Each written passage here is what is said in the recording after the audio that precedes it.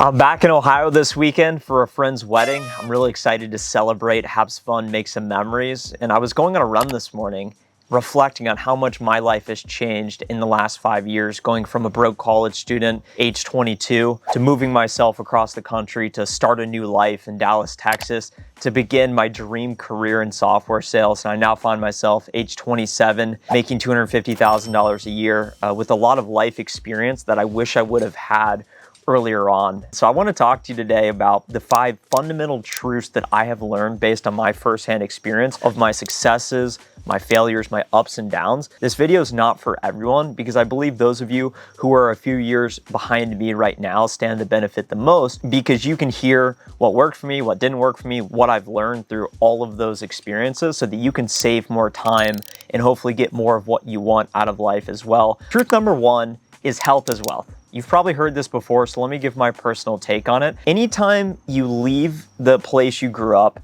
there's still a lot of people who stay there.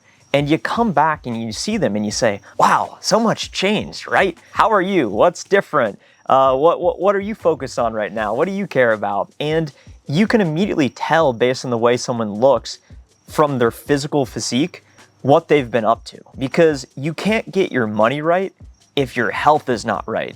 So I'm not sitting here coming to you today with a 6-pack or with big bicep veins, but I'm a runner. I went on an 8-mile run this morning, and I like running because it keeps my heart healthy. And I think life is a game of endurance. And I think running is a mental game up to a certain point. You eventually build your leg strength up, and it becomes a mental game because you're just dealing with the pain. Life is going to give you a lot of pain. So if you stand a chance to deal with all of the pain and setbacks, adversity, obstacles that life is going to face and give you, you have to get your body right. And it starts with your health and how you feel each and every day. So if you're not working out, if you're out of shape, if you don't like the way you look in the mirror, you have the ability to change that. I used to be 230 pounds. I was running by the football stadium. There was a Friday night football game last night, and I was thinking, man, to go back to that point in time, I would trade everything. But at that point in time, I was out of shape. I was overweight. And the big shift for me was saying, you know what, I want to change this. I don't want to be fat. So I ended up doing a triathlon back around age 20, 21, because I said, I'm going to go from lifting weights to endurance so that I can get in shape and start to get my body at a place where I feel good about myself. And then once you start moving, once you start sweating and get the blood flowing, then it opens your mind up.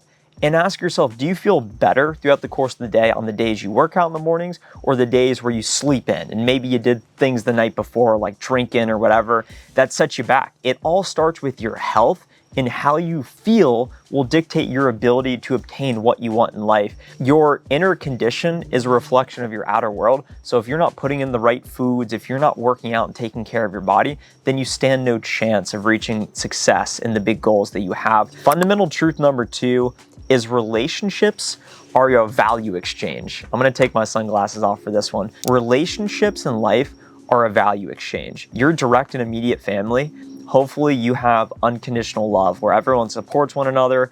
Everyone says, you know what, we trust each other, we're this family unit. And you can't take that for granted. That's special. All of the other relationships are just a pure value exchange. And what I mean by value exchange is you are giving somebody else what they want, and they are in exchange giving you more of what you want. So at the very base level of this is just the feeling of well-being and belonging, that base human desire of intimacy, and saying, you know what, let me compliment you. I think you're funny. I think you're in great shape. I respect you for that. You do great work. That makes you feel good. That makes you feel happy. That makes you feel heard, special. And that's what humans crave. So at the very base level of relationships, it's a value exchange. What are you giving other people? As we start to up level and get into work relationships or certain acquaintances in an industry setting, whatever it may be, it's purely an exchange of value. So if I reach out to someone on LinkedIn, I'm not just reaching out saying, can I get 5 minutes on your calendar because I think you're multiple steps ahead of me in life and I just want to hear what works for you. People are too busy and their time is more valuable than your time. So how can I provide more value to these people that are ahead of me? I say, hey, I have a platform. I have thousands of like-minded, motivated people that want to hear your message, that want to learn from your experiences. Let's get together and let's collaborate. I want to get you more attention. And in exchange, that's it. I'm not trying to take anything from you because I am trying to give.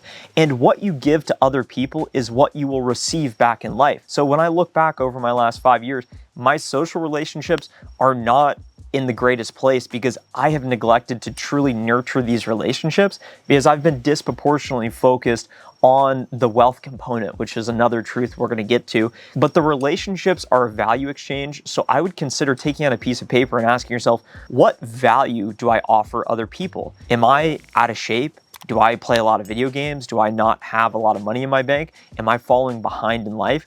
Then why would other people that are successful want to associate me? It starts with getting your health right and getting in good physical condition so that you look the part and you feel the part. And then it comes to, okay, what value can you offer other people?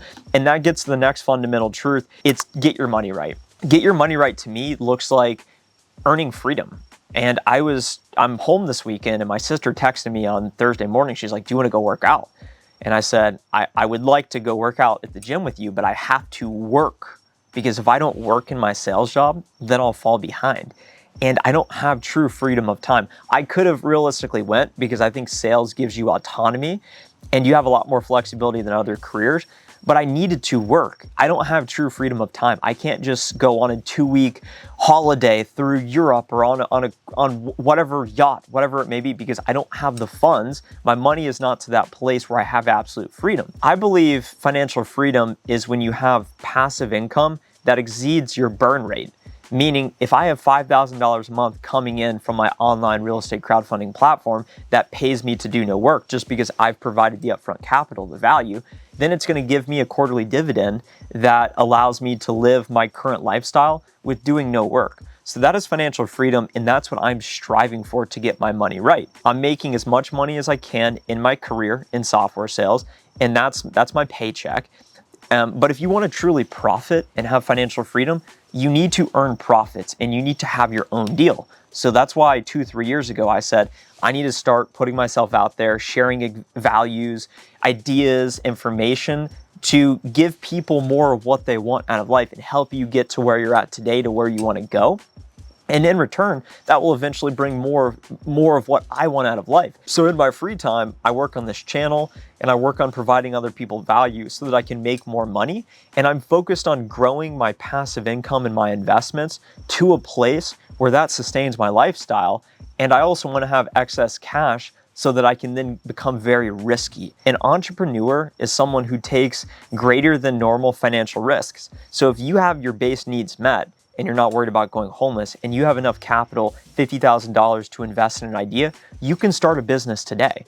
I'm trying to continue to gain the skills and experience and get my finances in a position so that in my early 30s, when I'm at my absolute peak of energy, knowledge, experience, money, I'll be ready to go all in so that I can go from getting my money right to true and absolute financial freedom so that I can then have my dream lifestyle, which is living whatever zip code I want, having mobility, deciding what I work on, who I work with, when I work, what school I send my kids to, what food I'm able to afford to eat, the people, the situations I'm able to surround myself with.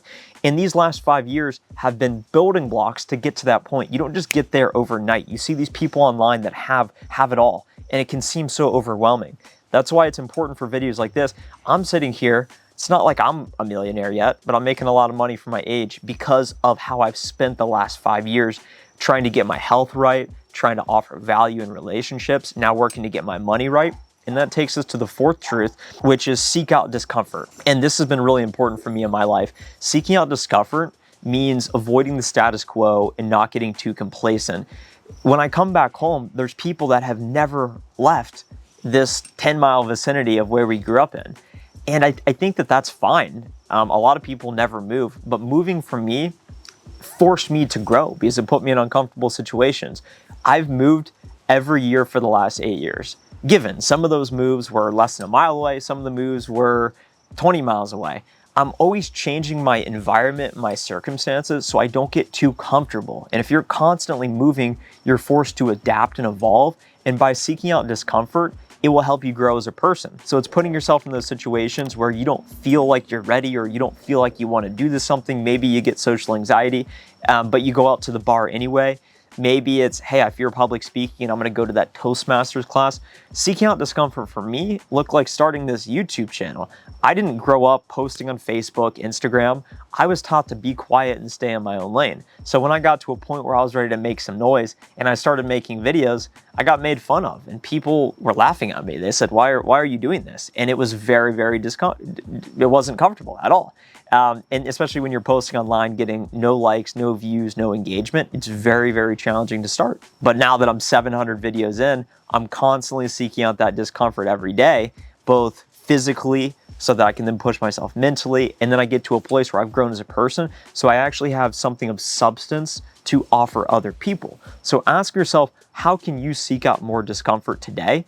The easiest way is physically, go on a really hard workout, and next level ways are stimulating mentally, putting yourself in situations where you can fail, you can lose money, and you're putting yourself at risk to lose things that you want. The fifth and final truth that I'm prepared to share with you here today is when I think about the meaning of life and fulfillment, I think self-respect is really important. Self-respect to me means being proud and grateful of who I am as a person.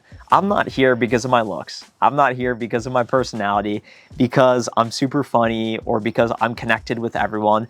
I'm just an average normal guy from Ohio that grew up in an upper middle class family, was very comfortable, went to an average school, and I have these big goals, these big dreams, these big desires to help people, to live an amazing life, to live an extraordinary life. And in order to do that and gain respect from other people, I first need to respect myself. And it starts with appreciating and looking for actively, what do I have today?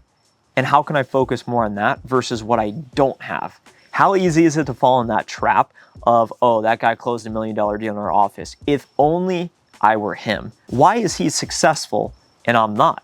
Why are these other YouTubers getting so many more views and engagement and I'm not? All of a sudden you're shifting this mentality to a victim mentality and scarcity. What do I don't have that I lack? You can turn it on its head by saying, I respect myself, I'm proud of myself. Borderline arrogant of going into every situation, every interaction, believing that you are the best. Believing that you can succeed in that situation, in doing things, hard things, seeking out discomfort things, in spite of not feeling like you're ready or that you want to do it. The success for me that I've accumulated over the last 5 years has been putting myself in these new situations, believing in myself, respecting myself, so that I even have a chance of getting other people to respect and admire me. And I think that that's what it's all about, because when people start to respect you, they view you as someone that has done challenging things that they question if they could even do in their own life. Easy example, getting in good shape. Harder example, making a lot of money. A next level example, having great relationships, a beautiful life partner, friends, family, a fulfilled life. And those are things I'm striving for today.